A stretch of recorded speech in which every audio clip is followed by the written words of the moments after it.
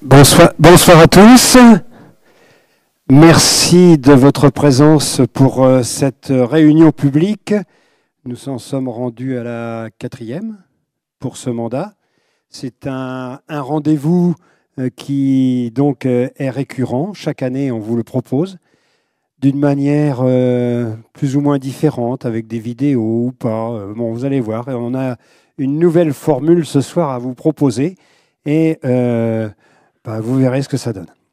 En tout cas, ça permettra d'aborder l'actualité de notre commune, les projets en cours, et puis évidemment faire une petite rétrospective de l'année 2023, celle qui s'est écoulée juste avant. Je me permets de présenter les élus tels qu'ils sont alignés sur leur banc, là.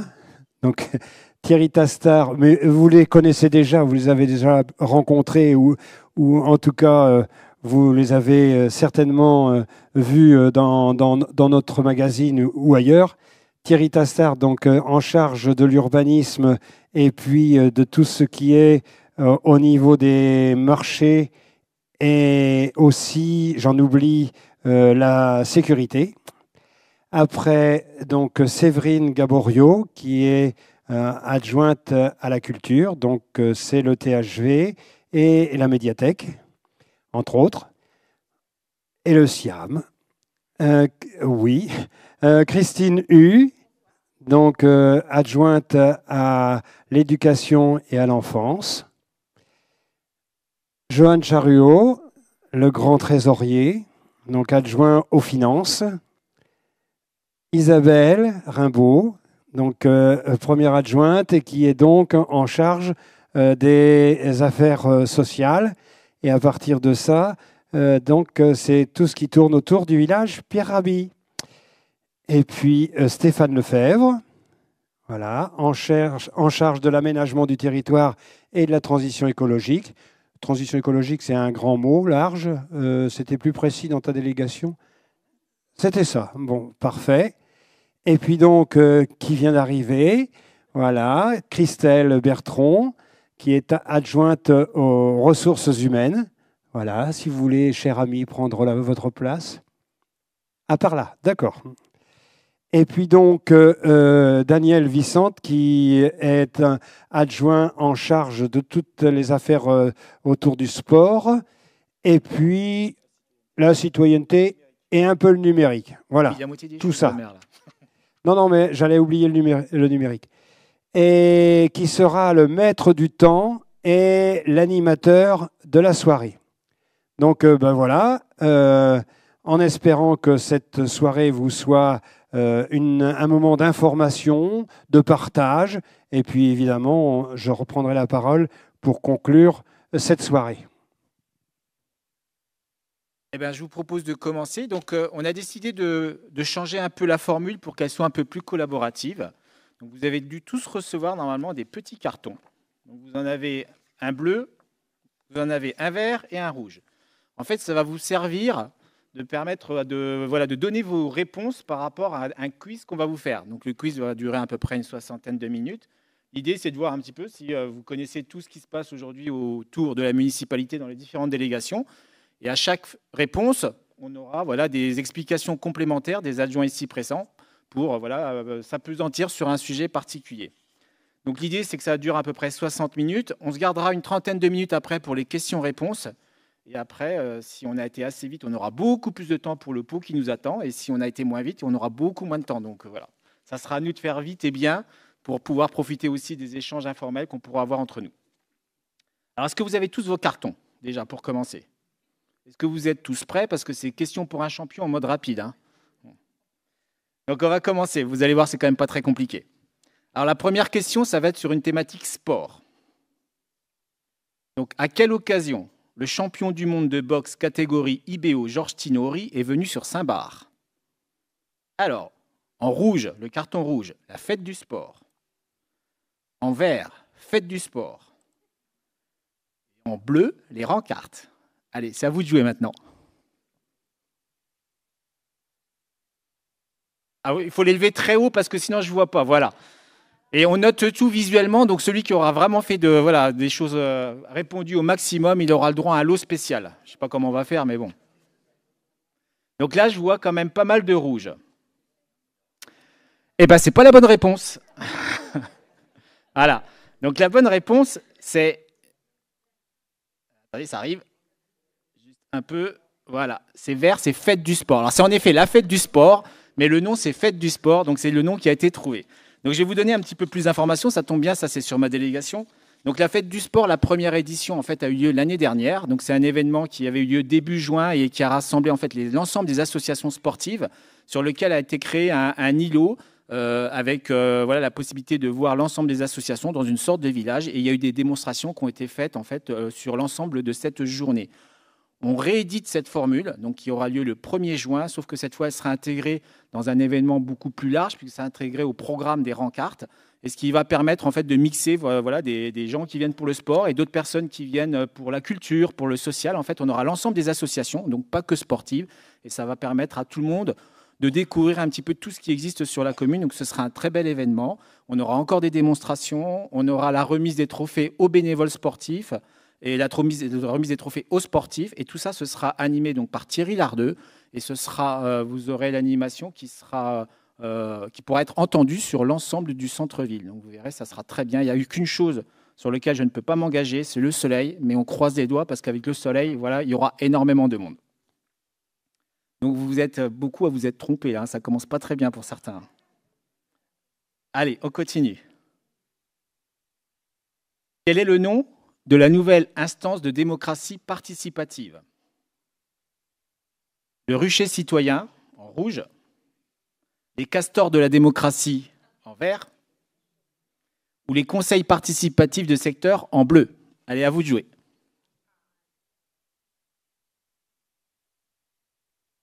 Alors, pour la réponse, je vais demander à Madame Rimbaud, voilà, de vous la donner.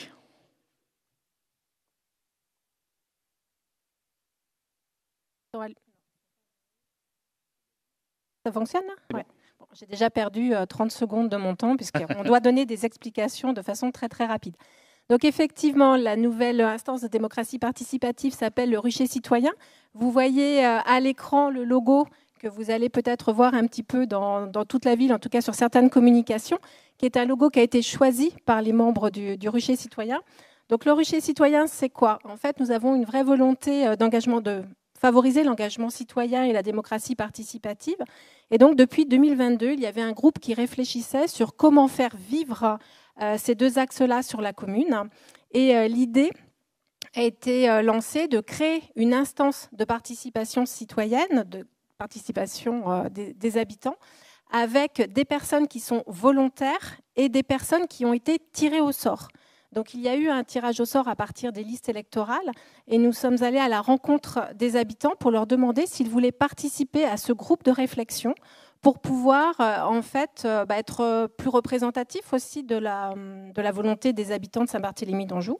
Donc à ce jour, il y a 40 habitants qui créent ce rucher citoyen et ils se sont déclinés en différents groupes de travail. Donc, je vais essayer de les réciter par cœur. Il y a écologie, il y a déplacement, il y a valorisation en fait de la ville. Il y a aussi groupe sociodynamique et il m'en manque un, citoyenneté. Donc, ils se regroupent régulièrement, ils font des propositions, ils voient avec les services si les propositions sont faisables et ensuite, il y a une commission extra-municipale qui évoque les sujets et les élus qui peuvent valider le sujet. Donc, je suis sûre que l'année prochaine, si vous revenez, nous pourrons vous proposer tous les projets qui ont été faits par le rucher citoyen. Alors, on a chacun normalement un timing et on s'est entraîné et Madame Rimbaud vient déjà de l'exploser. Alors, je suis mal parti. Allez, on va passer à la question suivante. Qu'est-ce qui n'a pas augmenté depuis 2014? Alors, en rouge, les taux d'imposition de la commune. En vert, le coût de l'énergie. En bleu, le prix du carburant. Oh bah là, s'il y en a qui se trompent, franchement. Alors, je crois que c'est une excellente réponse. C'est en effet les taux d'imposition de la commune. Et là, je vais vous laisser 3 petites minutes avec une vidéo qui vous explique très bien justement comment tout ça fonctionne. Le budget d'une commune est constitué de dépenses et de recettes. les deux premières sources de recettes sont les impôts locaux et les financements de l'État. D'abord, les impôts locaux. La taxe d'habitation, payée par tous les habitants, et la taxe foncière, payée par les propriétaires de biens immobiliers. Ces impôts sont calculés en fonction, notamment, de la valeur estimée du loyer des habitations et d'un taux défini par la commune et encadré par l'État. À ces recettes fiscales s'ajoute un financement de l'État.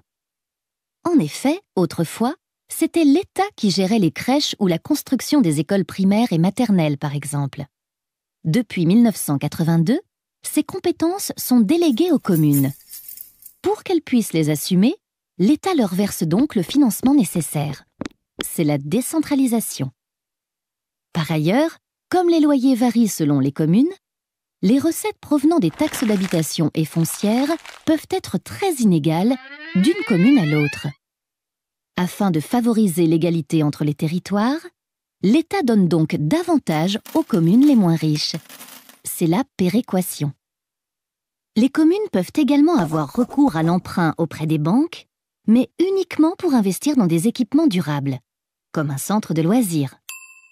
La commune ne peut donc pas s'endetter pour rémunérer ses employés municipaux, par exemple. Les dépenses, elles, peuvent être de 3 types.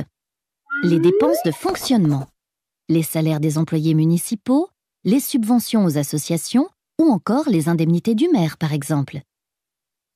Les dépenses d'équipement, la construction d'une école, d'une ligne de tramway ou d'une installation sportive, par exemple. Et le remboursement des emprunts. Chaque année, avant le 15 avril, le budget est soumis au vote du conseil municipal, assemblée d'élus qui prend toutes les décisions pour la commune. Pour améliorer les services et réaliser des économies, la quasi-totalité des communes a choisi de mutualiser certaines dépenses, comme la collecte des déchets et les transports. Pour cela, elles ont formé des groupements de communes qui disposent chacun de leur budget, alimentés en partie par les communes membres. Ces groupements sont appelés, en fonction du nombre d'habitants, communautés de communes, communautés d'agglomération ou communautés urbaines. Tout comme les finances de l'État, les finances des collectivités intéressent de plus en plus les Français. Elles seront ainsi au centre des débats lors des prochaines élections municipales. Pas tout de suite les prochaines élections municipales, mais en tout cas, c'est très intéressant de voir comment ça fonctionne. Alors, ça date de 2014, il me semble, donc il y a une petite différence qui n'existe plus aujourd'hui, c'est la taxe d'habitation qui a été supprimée. Alors, on continue. Ensuite, que je reprenne bien, on revient au sport. Le budget d'une commune. Voilà. Quel complexe sportif va être rénové? Le complexe sportif Jean Bouin, le complexe sportif de la Vénézerie ou le complexe sportif de la Cressonnière? À vos petites... Ah, vous êtes bons là, hein? Eh bien, c'est en effet le complexe sportif de la Cressonnière. Et pour ceux qui ne l'auraient pas vu, vous avez déjà une esquisse de ce que ça va donner. Donc, vu de l'extérieur lorsque vous arrivez, ici, vous avez l'entrée du hall et vous avez ici la salle d'activité. Donc, je vais réexpliquer un petit peu l'objectif quand même de ce projet, hein.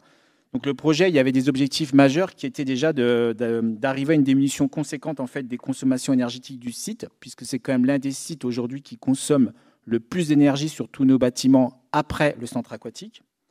On voulait aussi la possibilité d'accueillir de nouvelles activités. Entre autres, il va être rénové, mais en plus, il y aura une salle multi-activités qui va être construite à la place du Préau, pour ceux qui voient où ça se situe, pour permettre à d'autres activités, entre autres qui sont dans des préfabriqués, et c'est le cas aujourd'hui de la danse, de revenir dans un endroit plus adéquat et aussi de nous permettre au fur et à mesure de nous séparer des préfabriqués qui sont très énergivores aussi.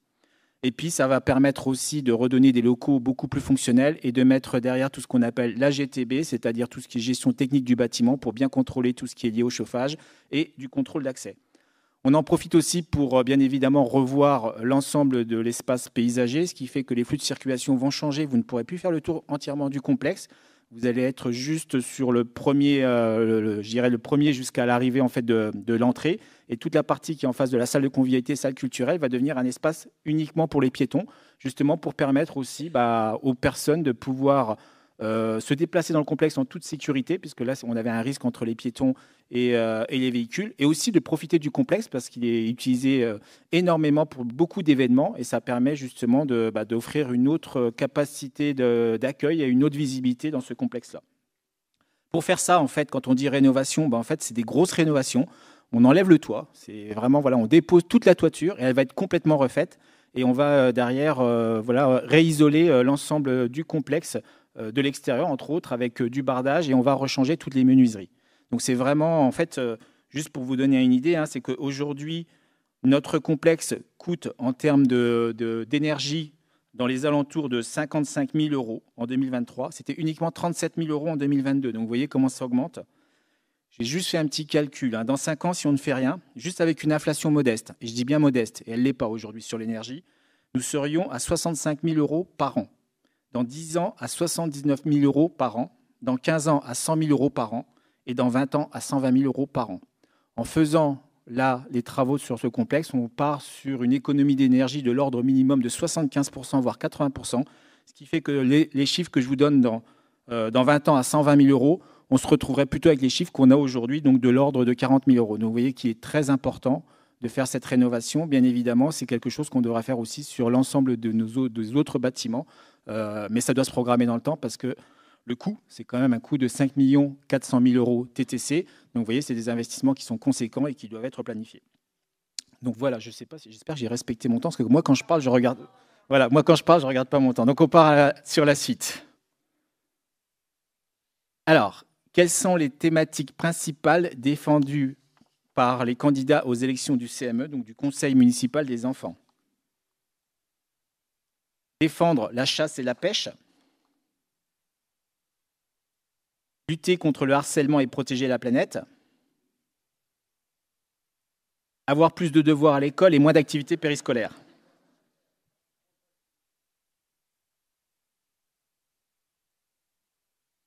Alors, qu'est-ce qu'on a comme réponse? Le vert.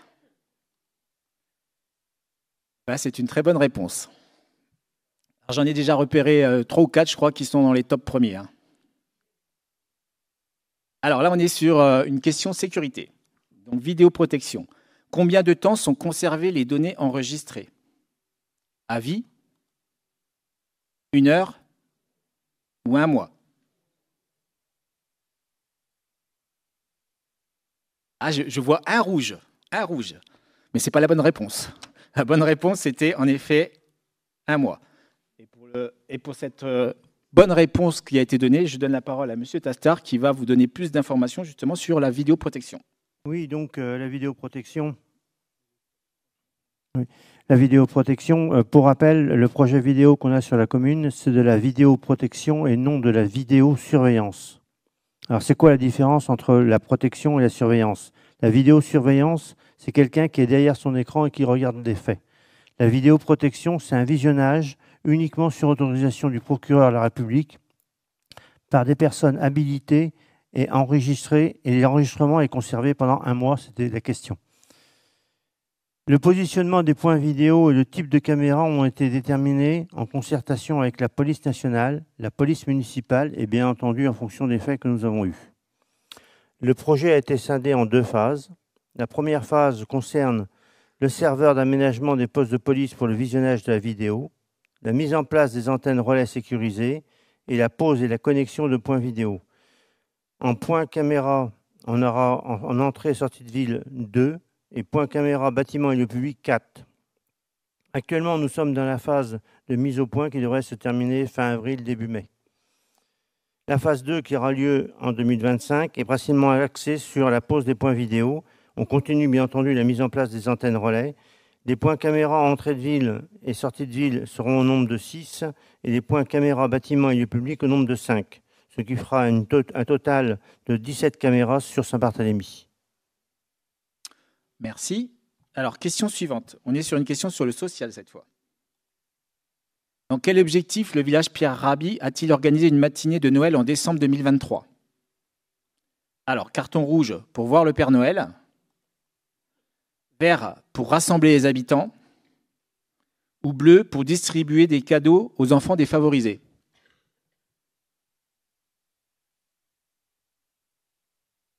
Ah, il y a un peu de tout là. Ouais. Alors pour la réponse, je vais demander à Madame Rimbaud de donner la réponse. Alors j'espère que tu ne vas pas te tromper, hein, parce que je ne la donne pas. Donc effectivement, c'était pour rassembler les habitants, puisque le VPR Village Pierre Rabhi est bien entendu un centre social d'action communale, d'action sociale, le CCAS, mais aussi un centre social. Alors j'ai repris la définition du centre social, c'est un lieu de proximité à vocation familiale et intergénérationnelle qui accueille toute la population en veillant à la mixité sociale et qui organise en ce sens des animations. Pour ce centre social, nous sommes financés par la CAF qui nous demande également de rassembler les habitants et de faire vivre ce centre social pour que les personnes se connaissent, se reconnaissent et vivent mieux ensemble. Donc effectivement, cette année, c'était la première. Nous avons organisé la fête de Noël. Il y a eu plus de 300 habitants qui sont venus. Nous avions la salle de la géométrie, il y avait des super décorations, c'était un petit peu féerique. Il y avait des animations, un spectacle de marionnettes, ce n'était pas que pour les enfants. Et puis en fait, si on propose cette diapo, c'est aussi pour bien souligner que nous avons la volonté de développer ce centre social qui est très important. Et donc, il y a d'autres animations qui se passent, comme les portes ouvertes du village Pierre Rabhi, qui n'existaient pas avant. Enfin, voilà, il y a la participation à la fête au Rancard aussi. Donc, l'idée est bien de faire vivre à la fois le CCAS dans sa fonction CCAS, mais aussi dans sa fonction centre social. Merci. Alors, prochaine question, c'est une question qui nous touche de près, même si ce n'est pas sur notre commune. Un futur centre pénitentiaire aux portes de la commune, mais de quand date la maison d'arrêt actuelle? En rouge, 1856. En vert, 1916. En bleu, 1956. Ah bah là, vous êtes tous excellents pratiquement. Alors les rouges, je vois quelques bleus, mais les rouges, vous êtes tous excellents. C'est en effet en 1856, et là je vais donner la parole à Monsieur Lefebvre qui va vous donner beaucoup plus de détails sur ce projet.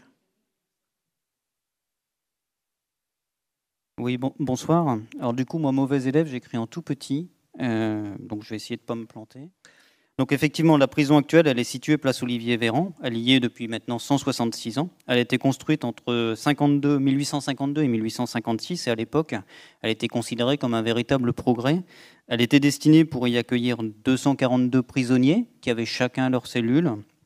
Aujourd'hui, la population, alors les derniers chiffres que j'ai retrouvés dans un quotidien sont de 450 détenus, donc on est en surpopulation carcérale.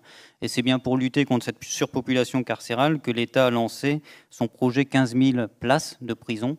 Et donc, sur l'agglomération angevine, le choix de construire un nouvel établissement pour recevoir 850 détenus demain. Donc ce sera 790 hommes et 60 femmes dans un centre de détention. Et le quartier de semi-liberté, donc 38 places qui seraient conservées sur Angers. Donc pour ce sujet, nous sommes restés fidèles dès le début de la concertation et à chaque étape de celle-ci à nos valeurs et à notre ligne de conduite. Nous partageons donc la décision de remplacer la maison d'arrêt actuelle, mais avec des exigences, notamment en matière de respect de l'environnement et d'une réflexion sur les mobilités au sens large à l'est de l'agglomération. Nous avons donc systématiquement, et parfois avec force, rappelé ces positions. Où en sommes-nous aujourd'hui? En réunion. Oui, nous sommes régulièrement en réunion et elle ne manque pas à ce sujet. Des réunions pilotées par Monsieur le Préfet dans le cadre du comité de pilotage du projet. Des réunions dont Monsieur le Préfet a acté effectivement l'organisation qui sont pilotées, elles, par l'Agence nationale de cohésion des territoires et qui ont été confiées à un cabinet Ernst & Young. Excusez-moi pour l'anglais, j'étais mauvais à l'école là-dessus. Et en fait, l'Agence nationale de cohésion des territoires, son but n'est pas de travailler sur le projet en lui-même, mais sur tous les enjeux qui peuvent graviter autour du projet, qui sont l'urbanisme, mais aussi l'emploi, le logement, les mobilités à nouveau. Et des réunions avec Angers-Loire Métropole et le département, comme on le disait, sur le domaine des mobilités qui nous tient à cœur à l'est d'Angers. Je termine, Monsieur Vicente, j'ai presque fini. Et donc le projet avance en parallèle, en intégrant les réflexions issues de l'ensemble de ces réunions. Les communes ont acté le 15 mars dernier dans les grandes lignes du dossier de déclaration d'utilité publique qui va être proposé à l'ensemble de la population et aux associations. Et donc, nous, dans le cadre de l'acceptation et de la délibération qu'on a prise pour cette DUP, on a émis 4 réserves, 3 qui sont communes avec les autres communes de l'agglomération concernée par le projet pénitentiaire. C'est l'accès nord comme seul accès au centre pénitentiaire. C'est l'impact sur l'espace boisé classé de Trélazé, qui est à éviter au maximum. C'est une compensation écologique et agricole à concerter avec les communes concernées. Et puis la commune a ajouté le fait que la déclaration d'utilité publique devait aussi prendre en compte l'activité des 15 sillons en matière d'accès, voire d'envisager ce site comme un site possible de compensation environnementale.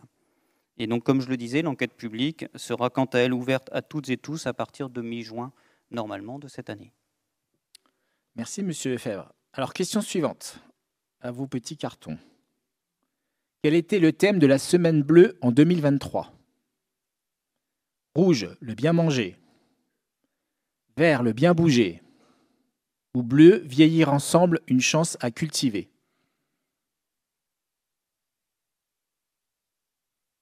Il y a un peu de tout, mais en effet, c'est bien le bleu. Donc c'est vieillir ensemble, une chance à cultiver. Allez, une petite vidéo.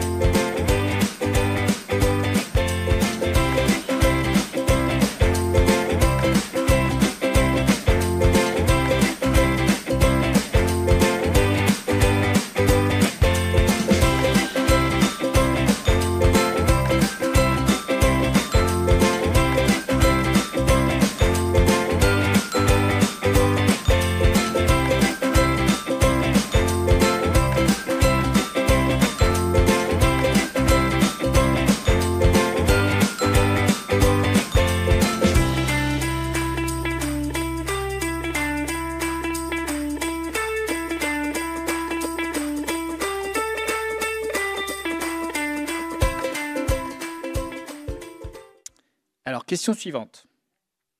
Alors, celle-là est compliquée, je ne suis même pas sûr de me rappeler la réponse, en fait.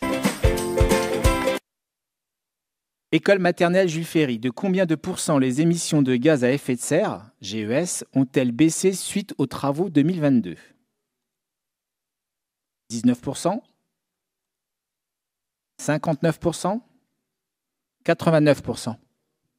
Alors, je vais vous dire franchement, je ne m'en rappelle plus, donc je vais appuyer. Et la réponse, donc c'était 89%. Et donc voilà. Et là, c'est Monsieur Lefebvre qui va vous donner un peu d'explication. Oui, donc effectivement 89%. Alors là, c'est des estimations qui ont été faites par les services. Donc ces 89%, ça correspond à 13,4 tonnes de CO2 économisées. On est passé du gaz qui représentait environ 15 tonnes de CO2 en 2021 à une chaudière au bois et au pellet qui consomme 1,6 tonnes de CO2. Et on vous a remis sur la diapo ce que représente un petit peu dans la vie quotidienne 1 tonne de CO2.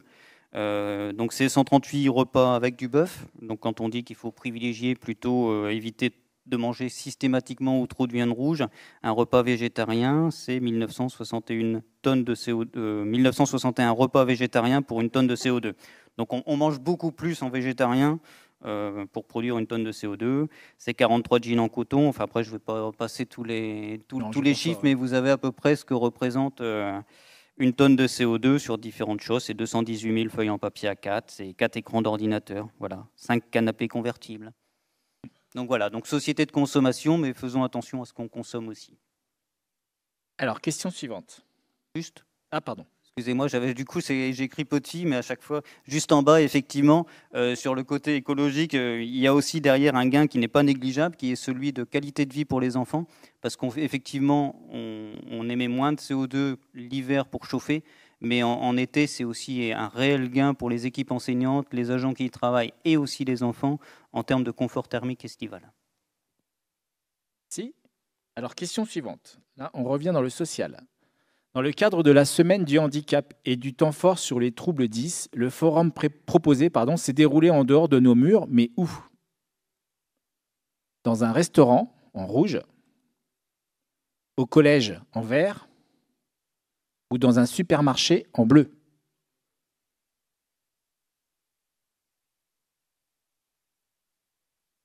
Eh ben, très bien, c'est la bonne réponse. Donc, c'est bien au collège.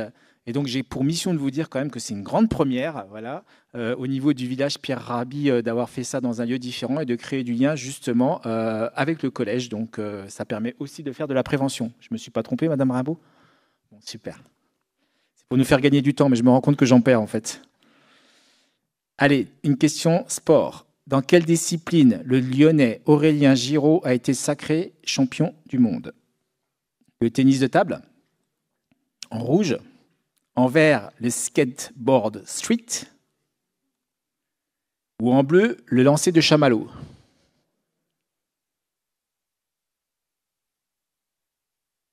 Alors, la réponse, c'est en effet en vert, le skateboard street. Alors, l'idée, c'est de vous donner un petit peu d'informations quand même sur le projet donc, qui a été voté pour cette année, qui est au niveau de ce qu'on appelle l'aire de glisse.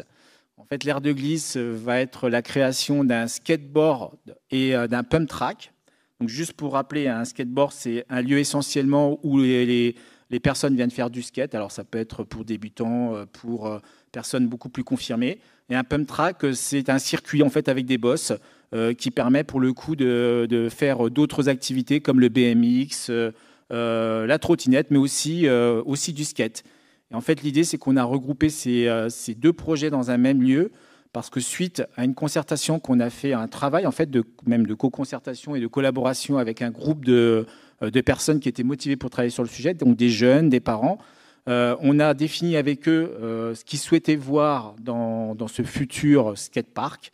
Et en fait, on a été aussi visiter des lieux. Et en visitant ces lieux est venue l'idée de se dire ça serait mieux si on pouvait faire un projet où on regroupe un pump track aussi. Et donc, ce projet va démarrer en décembre. Donc, il sera opérationnel en décembre 2024. Et on va aussi, donc il sera sur le lieu de la géométrie. Il va prendre la moitié du terrain aujourd'hui de sport pour garder l'autre moitié pour faire des événements. Et sur cette moitié-là, on va l'aménager aussi pour que les personnes puissent s'y arrêter. Donc il y aura des bancs, des tables, il y aura de l'ombrage, des arbres, pour être aussi un lieu de rencontre. C'est ce qu'on souhaite entre les jeunes et les moins jeunes, parce qu'il n'y a pas que des jeunes qui font du skate ou du pump track, et les gens qui passent, qu'il y a beaucoup de passages, ce qui, on espère, créera beaucoup de liens dans ce lieu qui est en plus sécurisé. Alors, école élémentaire Jules Ferry et patrimoine bâti de manière générale. Quel décret s'impose à la commune vis-à-vis de son patrimoine bâti? Le décret Bach, le décret Mozart ou le décret Beethoven?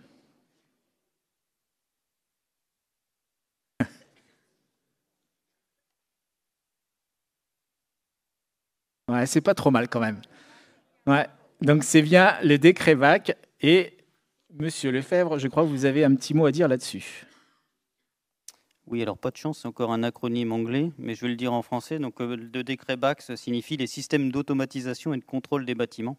Et donc l'objectif de ce décret qui s'impose aux collectivités, c'est d'installer ce dont M. Vicente parlait tout à l'heure pour la Cressonnière notamment, tout ce qui est gestion technique des bâtiments, gestion technique centralisée. L'idée derrière étant de faire du pilotage des systèmes de chauffage, des économies de fluide au niveau de l'eau par exemple, et aussi d'avoir des traitements plus globaux pour optimiser le patrimoine de la commune.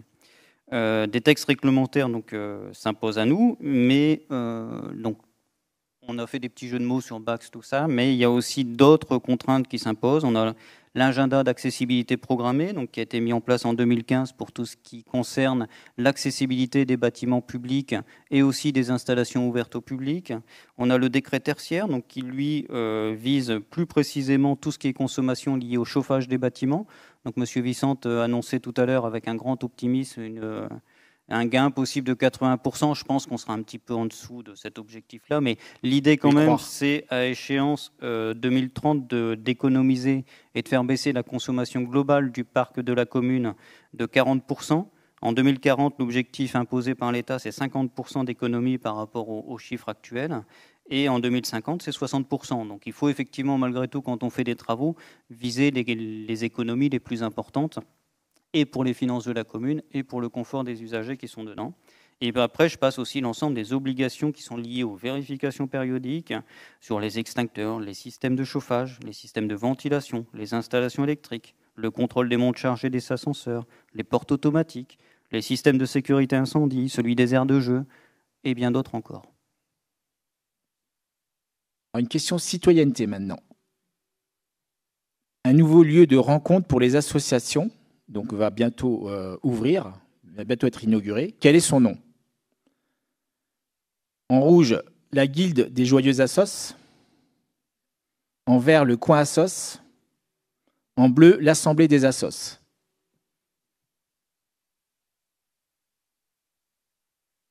Ah, c'est pas mal. C'est bien le Coin Assos. Et Madame Rimbaud, est-ce que vous avez un petit mot à dire là-dessus? Oui, bien sûr. Donc, tout à l'heure, j'évoquais le fait que le village Pierre-Rabhi était un centre social pour rassembler les habitants. Et les habitants, la plupart des habitants de Saint-Barth se retrouvent aussi dans des associations. Donc, il était important pour nous aussi d'avoir un axe de rassemblement des associations. Donc, effectivement, il y a un local qui est tout derrière, là, dans le local que l'on appelle le 51. Donc, je pense qu'on aurait pu poser cette question-là aussi. À quel endroit sera le coin asso? L'idée, c'est de proposer aux associations des bureaux qui sont équipés pour qu'ils puissent se rassembler. Alors souvent, les membres des bureaux des associations nous disent on en a marre de faire le bureau chacun dans sa salle à manger, etc. Donc là, c'est l'idée d'avoir un lieu où ils puissent se rassembler pour prendre des décisions. Il y aura aussi à proximité les salles de réunion qui sont un peu plus grandes. Il y aura une tisanerie où ils pourront se rassembler, un copieur. L'OBS va venir aussi dans ces locaux. Et puis, ce qui est intéressant, c'est que vous voyez sur le coin Assos, en dessous, il y a marqué Guide Asso. C'est qu'on a obtenu un label. En fait, ce coin Assos est labellisé Guide Asso. Ça veut dire qu'on est un point reconnu comme un point d'orientation par rapport aux associations. Donc, quand elles se posent des questions, on est là pour les accompagner et apporter certaines réponses. Donc, Aline Villière, qui est agent au village Pierre-Rabhi et qui est à 50% mandatée sur la vie associative, est là aussi pour organiser cette réponse. Et dans ce cadre-là, on a conventionné avec la FOL, qui est aussi guide Assos, mais plus là sur non plus de l'orientation, mais vraiment de l'expertise et de la spécialisation. Et donc, en fait, ils viendront faire des permanences et il y aura aussi des cafés, des assos pour avoir la possibilité d'aborder certaines thématiques qui préoccupent nos associations aujourd'hui. Alors, prochaine question, c'est une question urbanisme. Alors, je vous laisse regarder un peu. C'est un rébut. Quel quartier est en cours de rénovation? Quand je vais vous donner les réponses, ça va être facile. Donc, alors, j'y vais. Rouge, Puy-Homme-Est. Vert, quartier de Vichien. Bleu, Puy-Homme-Ouest. Ah, il y a des hésitations quand même. Hein? Eh ben, c'est très bien, c'est bien ça. C'est Puy-Homme-Est. Et c'est pas en bleu, c'est en rouge. Alors là, c'est une erreur, c'est honteux. Et Monsieur Tastard va vous donner quelques informations d'un point de vue général sur l'urbanisme. Oui, juste, je pense que c'est plutôt le Puy-Homme-Ouest. Ah bah, c'est moi qui me suis complètement trompé. Et ben voilà. Mais c'est pas grave. C'est honteux. Hein, ce que je voudrais simplement rappeler, c'est qu'on a sur la commune 6 projets. Au Puy-Homme-Ouest, il y a 3 collectifs qui vont se faire, ce qui va faire à peu près 200 logements. C'est quand même relativement important. Avec un premier projet qu'on va appeler le Podélia, avec un collectif où on aura une centaine de logements étudiants, 11 logements en accession et 18 logements en locatif social. Et puis il y a un deuxième projet Cogedim, 2 collectifs avec 65 logements. Donc c'est un projet important dans cette zone-là. Le Puy-Homme-Est, avec des maisons individuelles et un collectif, donc c'est 81 logements, 43 maisons et 38 locatifs sociaux qui est en train d'être construit. On appelle ce lotissement le Clos des Carriers. Gambetta, 5 jardins, c'est un collectif avec 32 logements. C'est le dernier plot que vous voyez sur la route d'Angers. La Rillerie, c'est des maisons individuelles et 3 collectifs, donc un total de 69 logements, 52 en collectif et 17 maisons individuelles. Et puis un projet qui nous tient bien à cœur avec, je pense, Isabelle Rimbaud, qui est le projet de la Soclova, avec 70 logements, dont 54 logements en service senior et 16 logements en location. J'ai essayé de faire court. Très bien. J'espère que je n'ai pas d'erreur sur les slides après, parce que sinon je vais me faire virer par le maire. Allez, on y va. Quel événement festif arrive en juin sur la commune? En rouge, Rencard. En vert, Festival Premier Plan. En bleu, les Energy Awards. Ah, vous y croyez pour les Energy Awards? Ah non? Ah, vous avez raison, pour le coup, c'est bien Rencard. Et là, c'est Madame Gaborio qui va prendre la parole. Alors, les rencarts. On a commencé par Rencard à Saint-Barth la première année. Ensuite, on a fait les rencarts parce qu'on a fait les jeudis, les rencarts du jeudi, la semaine du VPR, la semaine des rencarts. Et cette année, du coup, on a fait les rencarts parce qu'on va fusionner un petit peu avec la fête du sport. On va, se coupler. Enfin, je ne sais pas comment dire. La fête du sport intègre complètement Rencard. C'est comme ça. C'est ça. On est un petit peu... Bon, on va rien dire. Donc, c'est la 3e édition. Ce sera le 31 mai et puis le 1er juin. C'est un moment festif au Parc de l'Europe. Donc, on l'a toujours recentré au Parc de l'Europe. C'est un projet participatif qui rassemble les habitants, qui réunit aussi les associations qui y participent.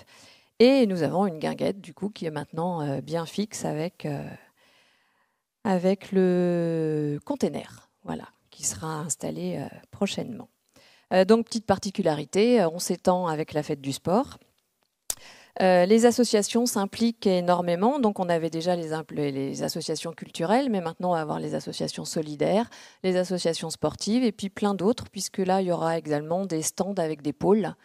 Donc, tu les as cités tout à l'heure. Non, ce n'était pas ceux-là. Ok, très bien. Bon, je ne peux pas vous les citer là, mais il y aura bientôt la plaquette qui va sortir. Vous aurez tout le programme. Des conférences, des animations, des démonstrations, le marché au livre de la médiathèque, les jeux en bois et puis 3 petits points parce que beaucoup de choses. On aura aussi donc de la pratique amateur qui sera proposée par les associations, puis de la pratique professionnelle avec la carrière, d'un concert, un bal, j'en oublie un petit peu, et un théâtre d'objets. Et puis donc on reconduit les rencarts du jeudi, sauf qu'on rajoute un petit peu de temps, on s'est rendu compte que c'était pas assez long. Donc on aura une première partie à 19h, une petite pause à 20h pour se restaurer, donc la guinguette sera tenue par les restaurateurs de la commune. Et à 21h, on recommence, on met une deuxième partie, et donc ça, ce sera jusqu'au 4 juillet. J'en profite pour faire un petit focus sur le SIAM, qui sera bien présent, donc l'école intercommunale de musique, qui sera présente autant de façon amateur avec les élèves, mais aussi les enseignants qui sont eux-mêmes des artistes et qui vous proposeront quelque chose le jeudi soir. Donc voilà, donc on vous attend, je vous rappelle, le 31 mai, le 1er juin, et le programme sortira bientôt. J'en rajoute une petite couche. On a décalé la date, puisque c'est le premier week-end de juin, pour une bonne raison. C'est que la semaine d'après, on vous attend aux urnes pour les européennes. Et à cette occasion, si vous sentez une âme de volontaire à participer au dépouillement, mais aussi à tenir les bureaux, on cherche bien sûr tout plein de bénévoles. Et l'intermède pub. Alors, question suivante. Quelle nouvelle activité la médiathèque propose-t-elle un samedi par mois? En rouge, les petits lus. En vert, m'as-tu vu? Ou en bleu, le club jeunesse? Ah, il y en a qui hésitent là. Alors moi, je connais la réponse et vous n'êtes pas bon là. La réponse, c'est en vert, m'as-tu vu? Voilà, Séverine, je pense que là, il y a besoin vraiment de communiquer. Il y a besoin d'une petite mise au point. Là. Donc, m'as-tu vu? Oui, c'est nouveau. Donc, c'est une nouveauté 2023. C'est chaque premier samedi du mois. C'est une scène ouverte à la médiathèque. Ça dure 15 minutes. Comment? Ah, pardon. Ça dure 15 minutes, donc c'est 5 minutes par personne. Donc, il y a 3 personnes qui peuvent intervenir. Et l'objectif, c'est de s'exprimer, d'exprimer son talent. Donc, ça peut être dire un texte, un extrait de roman, d'une nouvelle, d'un article, d'une recette. Ça peut être clamer une tirade de théâtre, réciter un poème, faire un sketch, jouer de la musique, danser, chanter, enfin tout ce que vous voulez à partir du moment où vous exprimez un talent. Donc voilà, c'est un espace de liberté. C'est à la médiathèque tous les premiers samedis du mois. Et puis j'en profite parce qu'en fait, la médiathèque, c'est très riche. Il y a des événements récurrents pour tous les âges, donc de 0 à jusqu'à pas d'âge. Les petits lus, oui, justement, c'est pour les plus jeunes. Les petits racontages, il y a plein de choses qui reviennent, de l'éveil musical, le club jeunesse, il y en a aussi pour les grands, avec le club tout court, la présentation du prix Sésame, des conférences, des rencontres avec les auteurs, des ateliers, des semaines thématiques, des accueils de tous les établissements scolaires de la commune, des expositions, mais aussi des spectacles. Donc il y a des choses en journée, des choses le soir, donc il faut bien regarder le programme parce qu'il y a énormément de choses. Donc voilà, petit focus sur la médiathèque. Merci. Alors, pour les retardataires, c'est le moment de vous rattraper parce qu'on arrive, il ne reste plus beaucoup de questions. Donc là, j'ai repéré les 3-4 premiers. Alors, question suivante. Projet liaison douce Pignerol. Quelle surface sera désimperméabilisée à l'occasion des travaux de liaison douce entre la Petite Gare et Pignerol? Elle n'est pas facile, hein. 50 mètres carrés, 500 mètres carrés, 5000 mètres carrés.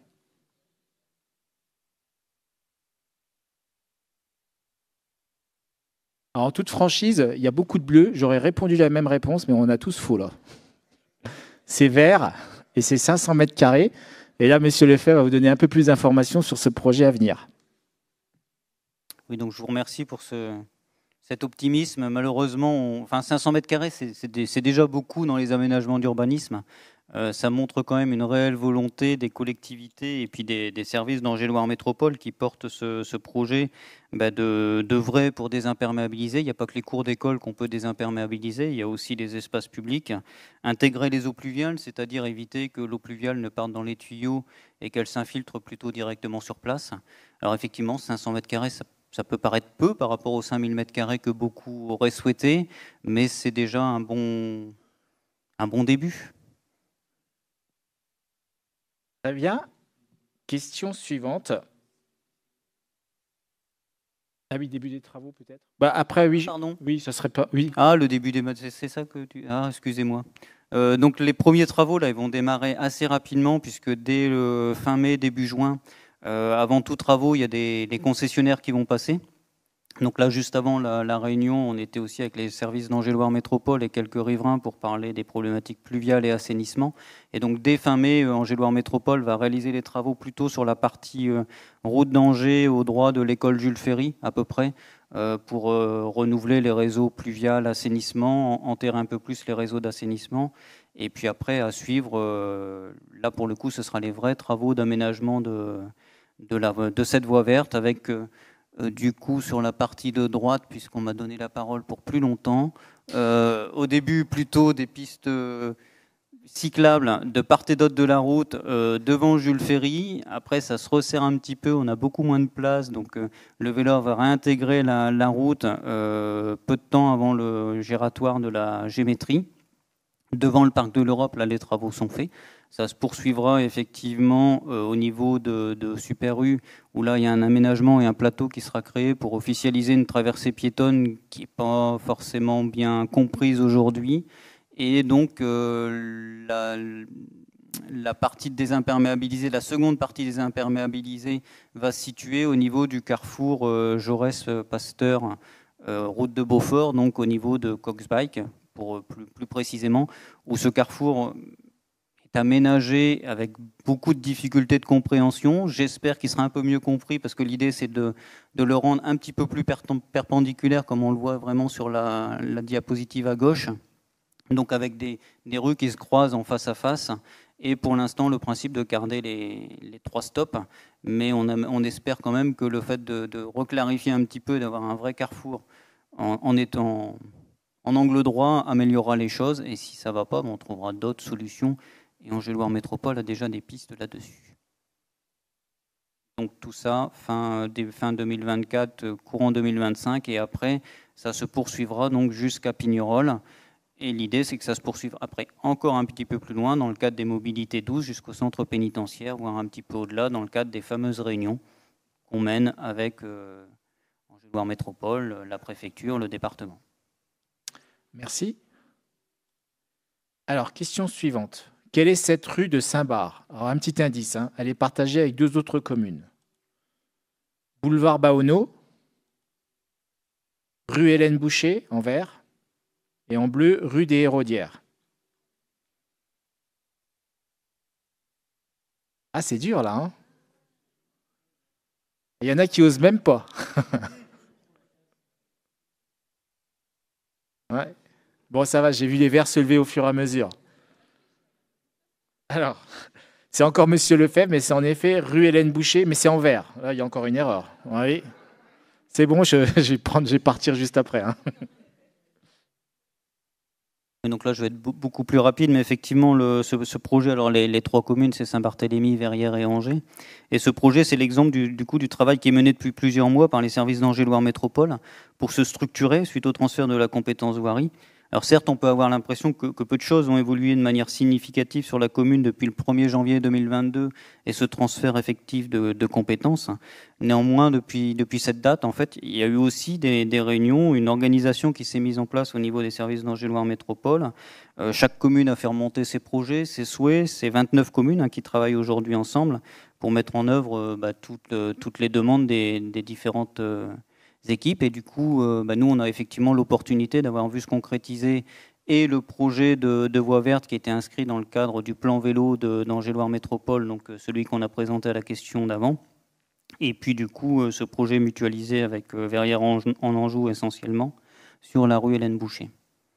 Et donc, pour info, il y a eu effectivement aussi beaucoup de petits travaux sur la commune, alors qu'ils ne se voient peut-être pas forcément, mais qui globalement, l'agglomération, avant de récupérer la compétence, avait fait un diagnostic de l'ensemble des voiries de la commune, et ce qui a permis de remonter la note globale de la commune. Donc du coup, ça veut dire que notre patrimoine voirie a gagné quand même en termes de qualité, même si ça ne se voit peut-être pas au quotidien et devant chez vous. Merci. Alors, on revient à la culture. Comment s'appelait le spectacle du THV de lancement de saison en septembre 2023? Donc en rouge, c'est un métier d'homme.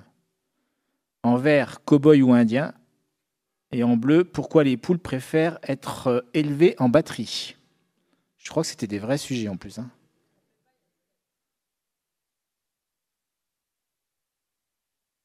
Alors là, je crois que... Non, c'est pas ça. C'est bien par là. Sur le côté gauche, c'est pas trop mal. Non. Oui. C'était cow-boy ou indien. Séverine, vas-y. C'est ça. Dit celui qui a corrigé hier. Oui, c'est vrai. Oui, c'était cow-boy ou indien. Les poules, c'était l'année dernière.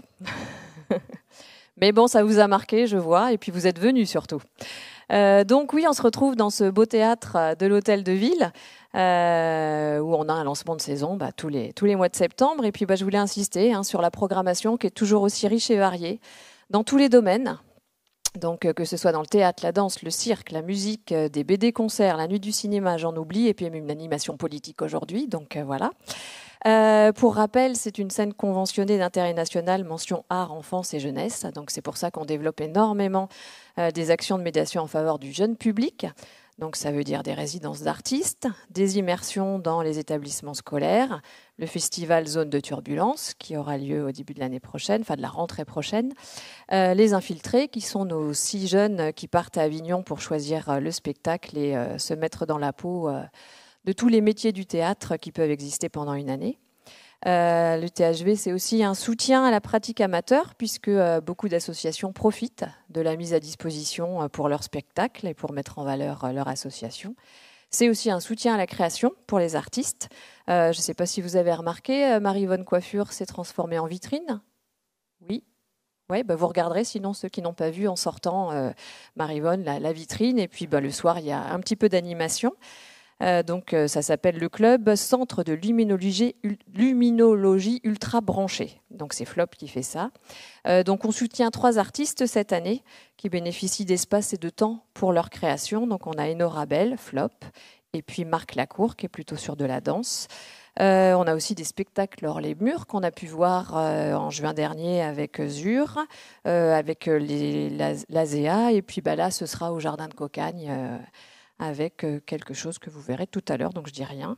Et puis je voulais insister sur une politique tarifaire qui est toujours très attractive, donc avec l'adhésion, et qui fait qu'on peut avoir des billets à 10 €.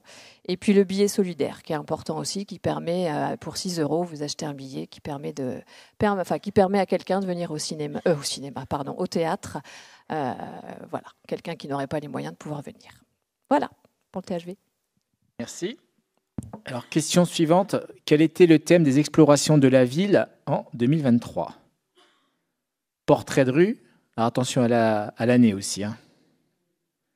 Les correspondances. Radio Rêve Saint-Bar. Ah, il y a des erreurs d'année là. Eh ben, la bonne réponse, c'était les correspondances. Réponse verte. Question suivante.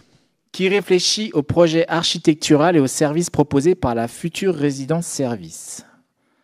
En rouge, le président de la République. En vert, un architecte nommé par l'ARS. Donc ARS, c'est l'Agence régionale de santé.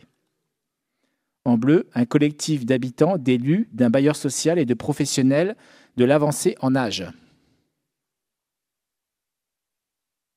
Ah, j'ai quelques verts, mais alors le reste, c'est extraordinaire. Vous avez tout bon.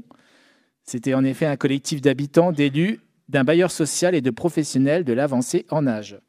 Je sais plus. Ah oui, si, pardon. Si, Madame Rimbaud, si vous devez intervenir là. Oui, je veux bien. Donc effectivement, cette résidence service senior, ça fait longtemps qu'on en parle, ça fait longtemps qu'elle est attendue. Donc ça y est, on avance. Il y a donc eu, en octobre 2022, lors du repas des aînés, on a lancé un appel pour demander aux habitants concernés qui voulaient réfléchir avec le groupe de travail sur ce que pourrait être cette future résidence-service. Donc il y a eu un groupe qui a été constitué, donc avec des élus, avec des agents, avec des habitants et avec des spécialistes de l'avancée en âge. Et l'idée, c'était vraiment de réfléchir à qu'est-ce que l'on veut faire dans cette résidence-service, quels sont les services dont on a besoin. Donc on a été accompagné par des spécialistes de l'intelligence collective qui ont animé 3 ateliers. Suite à ces ateliers, on a pu établir un cahier des charges programmatiques. Donc c'est la Soclova qui va porter ce projet. Et puis la Soclova, grâce à ce cahier des charges programmatiques, a pu lancer un appel d'offres et des architectes ont répondu à cet appel d'offres. Et aujourd'hui, alors suite à cet appel d'offres, l'architecte a été sélectionné, mais également un prestataire de services, puisque dans cette résidence, il y aura certains services qui seront proposés, donc il y aura un gestionnaire. Et puis, une fois que l'architecte et le gestionnaire se sont rencontrés, ils sont revenus voir le collectif d'habitants, d'élus et d'agents et d'experts pour voir en fait quels étaient les retours et les améliorations possibles. Donc, il y a eu 2 autres ateliers et aujourd'hui, au niveau du programme, donc on est à la période du dépôt de permis de construire et on attend la réponse du permis de construire. Et la résidence devrait pouvoir sortir de terre fin 2026 si tout va bien. Et ça sera donc 54 logements, que l'on dit des logements abordables. Alors j'ai pris ma petite liste parce que dans le détail, donc il y aurait 18 T1 bis, 34 T2 et 2 T3. Et l'idée, c'est d'avoir comme service la restauration, bien sûr, sur place, et de la restauration faite sur place. De la sécurité, donc avec quelqu'un qui serait à l'accueil et de la surveillance H24, des animations. Mais on est bien sur un concept où les personnes sont libres, autonomes, et elles prennent après les services ou elles ne les prennent pas. Et puis, pouvoir aussi avoir un accompagnement pour des personnes qui commenceraient à perdre un petit peu d'autonomie, avoir une sorte de vigilance pour pouvoir après peut-être faire un passage sur un autre type d'établissement. Merci. Alors, il reste 3 questions. On est presque sur la fin. Que signifie CTG ? Convention territoriale globale, centre de traitement des guirlandes, 5 troubadours généreux. Là, je pense que c'est facile quand même. Bon, on va donner la parole à Madame U pour être sûr qu'on a la bonne réponse. Là, c'était facile quand même. Les guirlandes, c'était quand même trop facile. Alors, en 2023, la municipalité a lancé la rédaction d'une convention territoriale globale en partenariat avec la CAF et avec le soutien d'un bureau d'études Anater. Alors, cette démarche de convention, elle vise à construire un projet social et éducatif pour notre ville sur différents champs d'intervention. Alors, sur la petite enfance, l'enfance et la jeunesse, mais aussi sur tout ce qui est la parentalité et l'animation de la vie sociale. Donc ça, on l'a fait à deux têtes, quatre mains, avec Madame Rimbaud. La CTG, elle est signée pour 5 ans, donc jusqu'en 2027, et principalement financée par la CAF. Alors, pour l'élaboration de cette convention, un gros travail a été fait. Après le recueil d'un questionnaire déjà destiné aux familles, donc on a plus de 30% des familles qui ont répondu. Il y a eu des ateliers thématiques avec des professionnels, des tables rondes avec des bartholoméens de tous âges et un diagnostic très pointu réalisé par le bureau d'études Anater. Donc on a quand même eu près de 450 bartholoméens qui ont participé sous toutes formes différentes, dans différentes réunions. Donc on remercie vraiment toutes ces personnes qui se sont mobilisées et qui ont pris de leur temps pour élaborer le diagnostic. Donc ça nous a permis de mettre en lumière la réalité de ce qui se fait sur notre commune en matière d'éducation, de parentalité, d'animation de la vie sociale, et puis la qualité des services communaux qu'on a à Saint-Barthélemy-d'Anjou. Et à la suite, il y a des préconisations qui ont été faites. Et donc on a travaillé encore en petits groupes avec la CAF et le bureau d'études pour construire un plan d'action avec des fiches actions sur les différents thèmes où ont été constatés des manquements ou des améliorations à apporter, où on a pu relever le besoin réel de certaines familles. Et en 2027, avant 2027, il y aura un comité technique qui assurera le pilotage des différentes fiches d'action avec une évaluation qu'on a souhaitée annuelle pour pouvoir se réajuster et arriver le plus possible aux réalisations qu'on souhaite effectuer. C'est bon ? Très bien, merci. Alors, quel était le slogan des vœux 2024 ? Alors franchement, pour ceux qui y étaient, le maire a dû le répéter au moins 150 fois dans son discours, donc vous devriez le savoir. Hein. Donc gardez le sourire en rouge, gardez la pomme de terre et les légumes en vert, ou gardez la pêche, la banane et la patate en bleu. Bon, je vois qu'en tout cas, ceux qui y étaient s'en rappellent. Allez, on va faire une petite vidéo pour finir.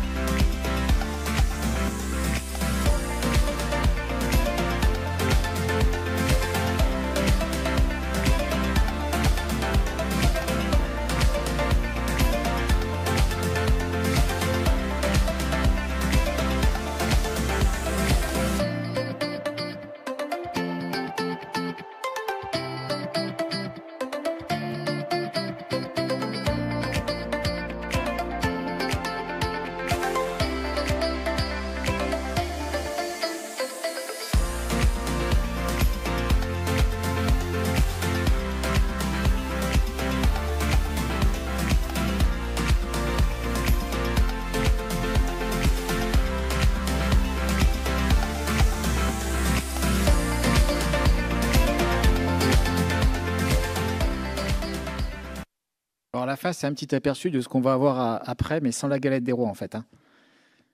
Alors, on a gardé la dernière question, qui est une question finance, donc pour l'adjoint aux finances. On le met toujours à la fin parce qu'il ne parle que d'argent, ce monsieur, et il nous casse nos rêves. Mais bon, il faut bien qu'on en parle. Donc on va vous le mettre. Quelles sont les principales dépenses contraintes de la commune par ordre de grandeur ? Alors, en rouge, les fluides, avec ensuite les remboursements d'emprunt, ensuite la masse salariale et la voirie. En vert, la masse salariale, les fluides, les remboursements d'emprunt et la voirie.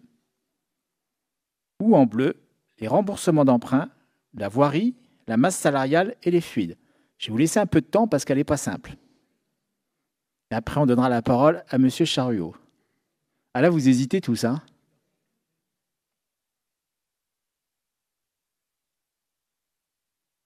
Ah, je vois des hésitations, hein.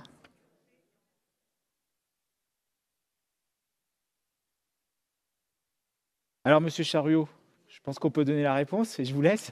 Moi, je ne sais pas en fait. Donc, c'est la verte. Ouais, c'est avec la masse salariale où on voit que c'est. Alors, en référence, peut-être, vous voyez la 7,2 millions de masse salariale. Le budget de fonctionnement de la ville, c'est 12,2 millions pour vous donner un ordre de grandeur. Donc, ça représente 60% des dépenses. Si on ajoute les subventions de la commune, que ce soit au THV, au VPR, aux associations, plus les fluides, on arrive à 80% des dépenses de fonctionnement. Donc, ça veut dire qu'on a vraiment des marges de manœuvre qui sont pas importantes sur les budgets. Et un autre, je vais vous donner que des chiffres. Le budget d'investissement pour cette année-là, il va être de 4,2 millions. Donc 3,7 millions d'investissements nouveaux et 500 000 euros de remboursement d'emprunt, sans compter le projet de la Cressonnière qui passera au budget supplémentaire de juin. Et je ne serai pas plus long parce qu'effectivement, on met à la fin pour ne pas que je puisse m'étendre et je sais que vous êtes fatigués. Alors justement, on arrive sur la fin, donc on va pouvoir passer aux questions, mais vous pouvez aussi poser des questions finances, hein, il n'y a pas de souci. Hein. Alors, je vous propose voilà, qu'il y en ait qui commence et on va vous passer des micros. Et là, en fonction de vos questions, tout le monde pourra intervenir. Si on a la réponse, et si on ne l'a pas, on vous le dira, mais logiquement, on a les réponses.